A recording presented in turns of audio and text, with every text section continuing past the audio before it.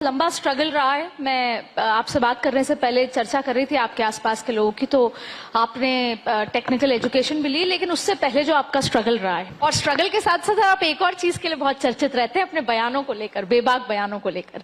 तो सर, आपके सफर के बारे में जानना चाहेंगे।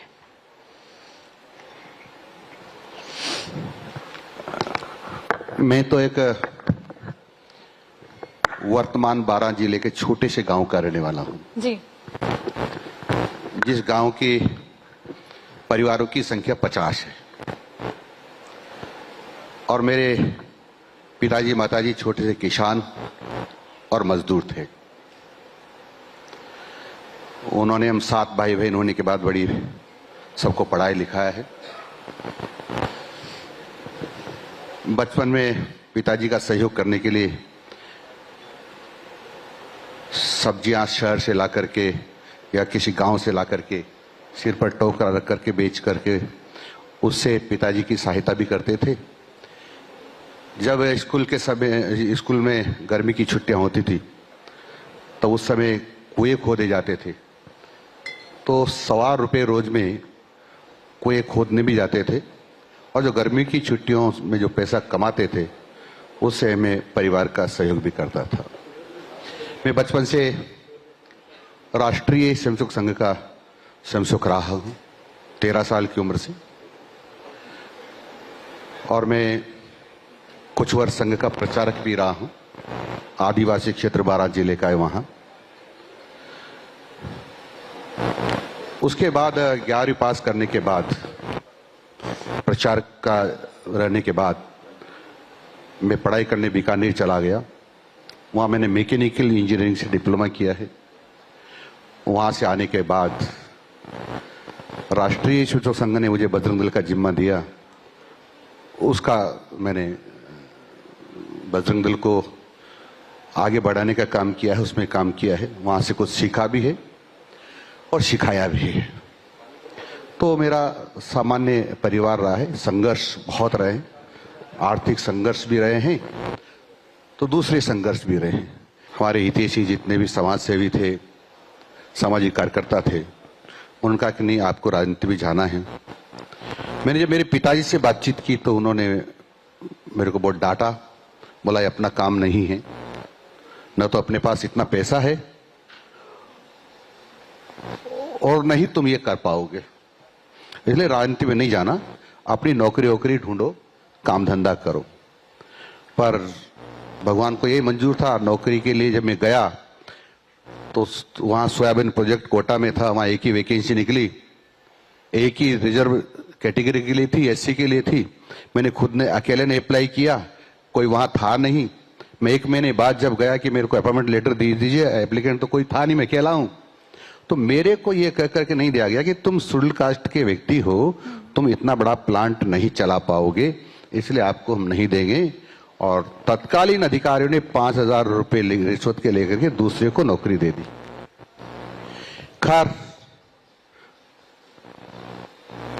मैं आगे बढ़ा, चुनाव लड़ा, चुनाव जीत गया। संयोग ये रहा कि जो उसके एमडी थे सोयाबीन प्रोजेक्ट के, वो कोऑपरेटिव सेक्रेटरी बनकर मेरे यहाँ मेरे डिपार्टमेंट आए।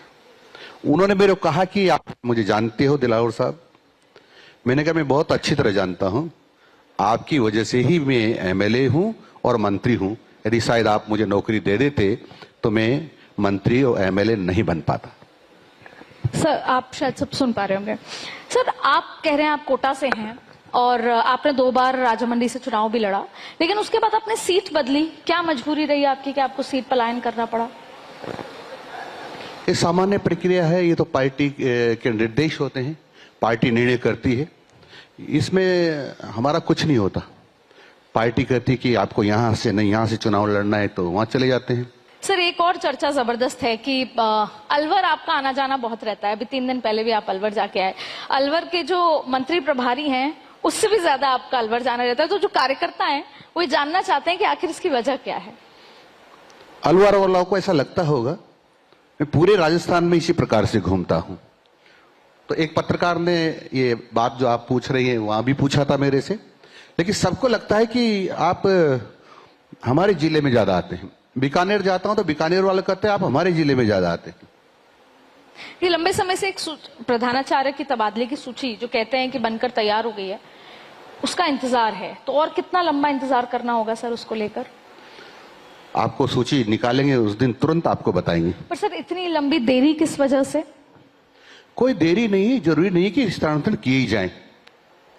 स्थानांतरण करना कोई जरूरी नहीं होता है, पर हां हम स्थानांतरण करते हैं, कुछ प्रशासनिक कारण भी होते हैं, कुछ लोगों की परेशानियां भी होती हैं, और उसका हम बहुत बहुत जल्दी ही सूची जारी करने वाले हैं। और सर ये जो 3rd ग्रेड टीचर हैं उनके ट्रांसफर को लेकर?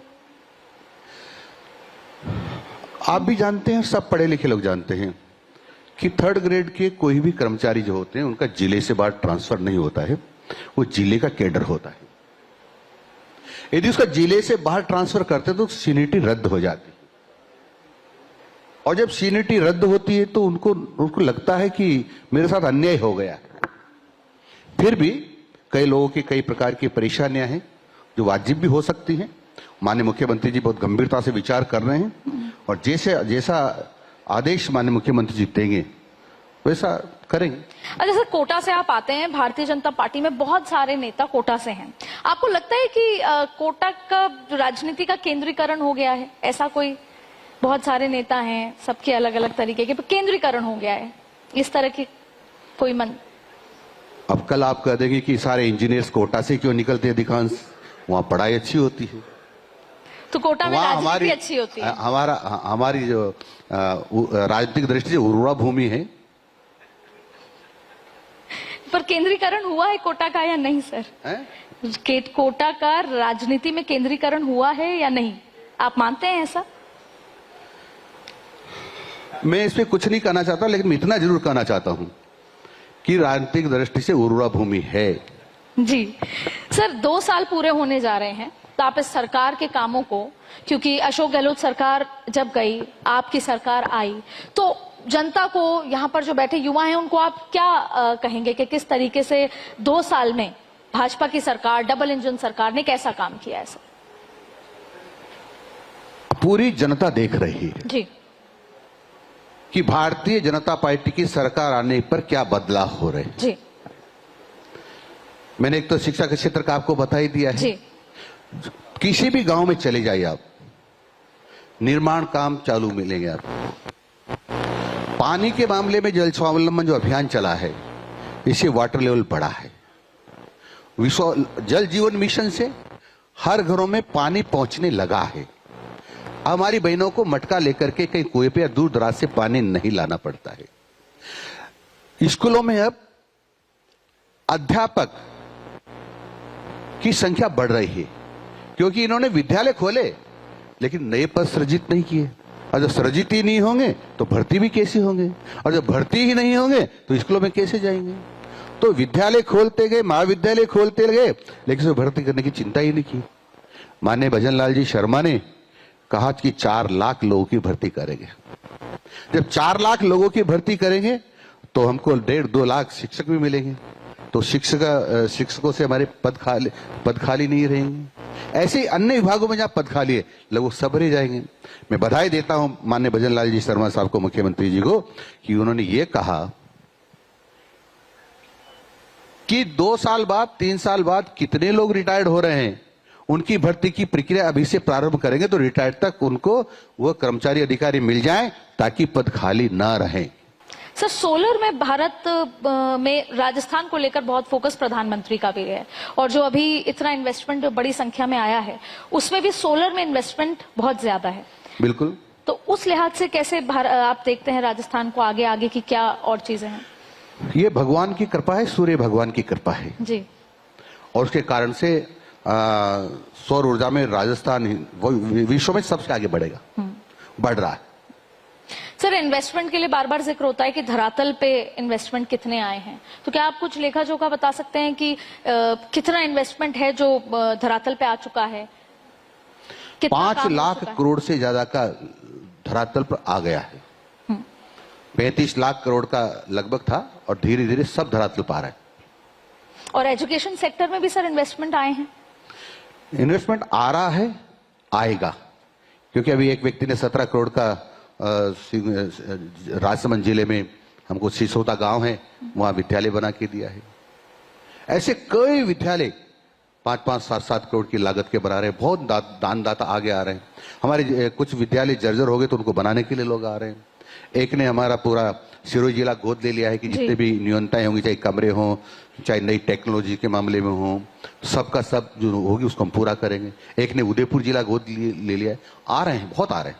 सर, आपके लिए रोल मॉडल कौन सा देश है या कौन सा स्टेट है एजुकेशन के मामले में, जिसमें आपको लगता है कि मैं राजस्थान को उस जैसा बना दूं एजुकेशन के मामले में? कोई रोल मॉडल कंट्री है या कोई रोल मॉडल स्टेट? हमारा तो भारत देश ही है। भारत देश ही हमारा रोल मॉडल है। इससे बड़ा कोई मॉडल विश्व में है नहीं। एजुकेशन के लिहाज से इससे बढ़िया कोई विश्व में है नहीं है। तक्षशिला विश्वविद्यालय यहाँ हुआ करते थे, आपको पता होगा। नालंदा विश्वविद्यालय यहाँ हुआ करता था। जब वो नंगे घूमते तो हमारे लोग यहाँ कपड़े पहन के घूमते थे, कपड़े बनते थे। इसलिए हम किससे तुलना करेंगे? हम तो हमारा जो प्राचीन ज्ञान है, प्राचीन व्यवस्थाएं थी, उन्हीं से कुछ सीख करके आगे बढ़ेंगे। सर, एक आखिरी सवाल है कि फिर भी बच्चा जब 12वीं में आ जाता है राजस्थान में, तो वो ये देखता है कि वो दिल्ली यूनिवर्सिटी में पढ़ने जाए या वो मुंबई पढ़ने जाए या बाहर जाए। तो ऐसी कोई प्रावधान कि हम राजस्थान में ही ऐसी बड़ी यूनिवर्सिटीज, फैकल्टीज दें जिससे कि पलायन ना हो। वही जो प्रॉब्लम बिहार की है, राजस्थान में उतनी बड़ी नहीं है, लेकिन फिर भी हायर एजुकेशन के लिए बच्चा पुणे, दिल्ली, बॉम्बे बाहर पढ़ने जाना चाहता है। तो उसके लिए कोई विचार, कोई स्टेप, कोई कदम आगे उठाना? अब क्योंकि मैं स्कूल शिक्षा मंत्री हूँ जी, मैं हायर एजुकेशन मंत्री नहीं हूँ। माने हमारे जो उच्च शिक्षा मंत्री इसमें ज्यादा अच्छा बता पाएंगे। जी, बहुत बहुत शुक्रिया सर आपका आज इस चर्चा में जुड़ने के लिए। Thank you. धन्यवाद।